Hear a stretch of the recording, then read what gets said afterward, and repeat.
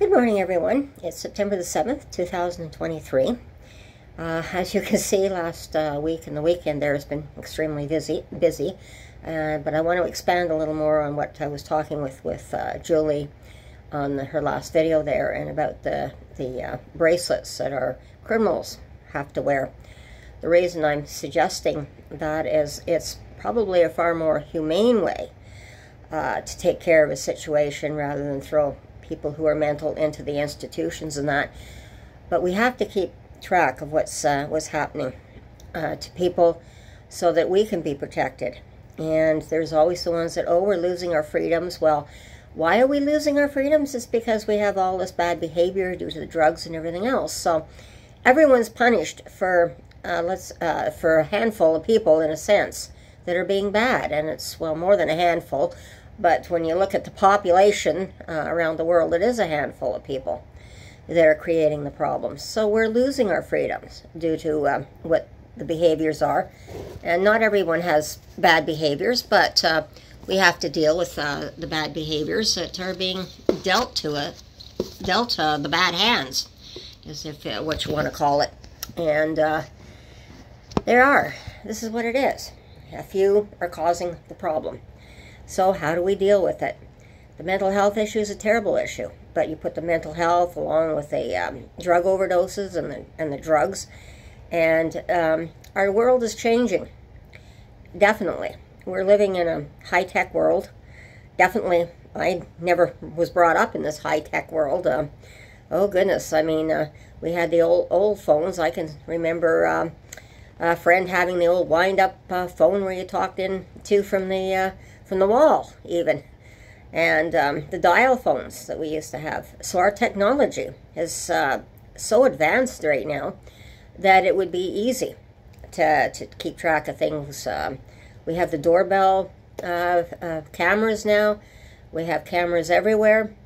You know, so there's got to be a better way of keeping track of the most dangerous people when they do get out. And it's horrible to think that innocent people are getting killed. And like innocent children are getting killed.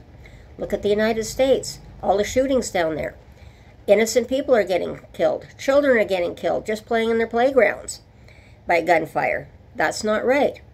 Which brings me back. Now I want to also talk about the canine dogs that the police have.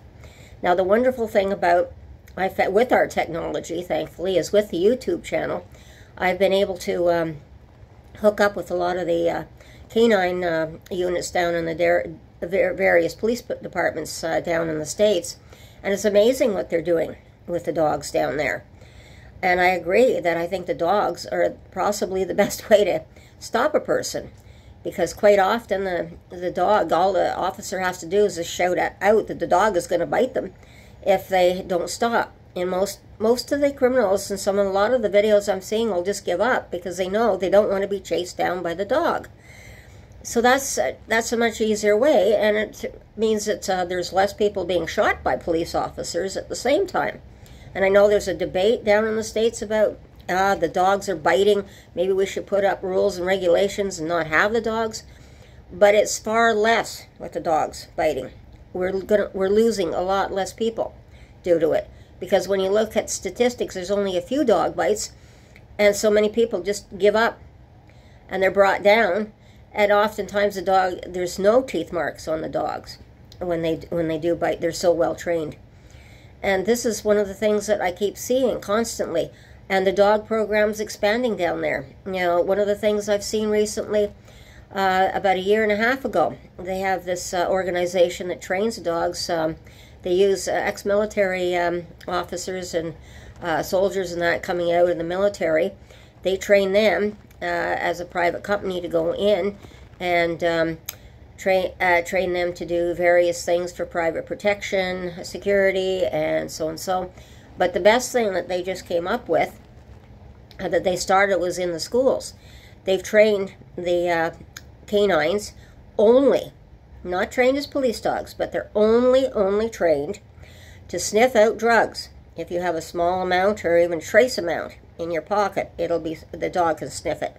They've also been able to train the dogs on whether the child brings a weapon or a gun into school. So they're trained for that. Now, from what I'm understanding from the video, it's been a great success, and people want to expand this. It's only being done in one state at the moment. But they see more and more children are not bringing the drugs into school.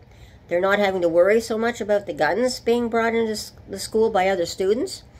So it's a deterrent.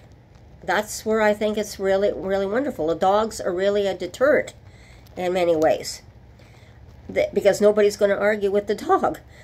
And unfortunately, the sad story is that there's a lot of these criminals that are just pulling out the guns constantly. They're shooting at our officers. Unfortunately, an awful lot of the dogs have been lost due to that. They've died. Some of them have been maimed for life. Some of them have lost a leg or a limb. And that's horrible to see. I mean, even here in Canada, just recently, unfortunately, the Toronto police lost one of their dogs. I think his name was Bingo. And that wasn't right. But again, the dogs are saving lives. But these dogs are all special trained. And it's interesting because not only are they special trained, in our case, we have our RCMP. Well, due to the channel that I can subscribe to, I just found out that not only do they have their own breeding program, I mean, they breed the dogs especially, just like they breed the horses for the musical ride. And they weed them out very carefully. And of course, the ones that don't make it as police dogs, they are the ones that go in as service dogs or whatever, because they're highly intelligent, well-bred, and they're very much an asset to our communities across Canada. So those dogs even get really good homes. And then they're so specially trained and constantly being trained day after day. It's not just you train it once and that's it. It's constantly through the dog's life that they're being trained every single day to make sure that nothing goes wrong. And the handlers are trained really wonderfully. So I see this as a situation where this is going forward, and I see more and more dogs. Man's best friend, he's going to be far more an asset. I mean, traditionally, yes, we had them herding sheep and things like that we needed a long time ago. Now, they're so badly needed in our own lives. So I really support these programs. And like I said, I have my own service dog. And she's beautiful as a service dog. And she's, like I said, I'm constantly trying to train her too. I've been trying to get back on my feet, so it's been a little difficult. And most of the dogs are very well socialized. And even my Heidi is socialized very, very well with people. And that was difficult when getting her through the pandemic and all the lockdowns. And how do you socialize a dog when you've got everybody in lockdowns? But I did it. And today she's a very, very good dog, and people love her for the way she is. So I just wanted to brief people in and explain a little bit more why I believe that this is the way we need to go. This is one way. The dogs are a deterrent. They don't often have to be used even to chase a person down. Most of the criminals who do know a dog, they just give up. So they drop the gun right there for the officers, and I think it's going to cost less lives in that effect. Unfortunately, we've been losing a lot of dogs in the States, and it's heartbreaking over the years to see this. But I think everything will come together. I think we've got a bright future, and as I said, it's prevention. And this is one of the things with the drugs. We need preventions, interventions before it gets out of hand. We need more rehab facilities and getting people off the drugs. So this is where I'm at. And thank you again for listening to me, and I shall talk to you again soon, and take care, and bye-bye.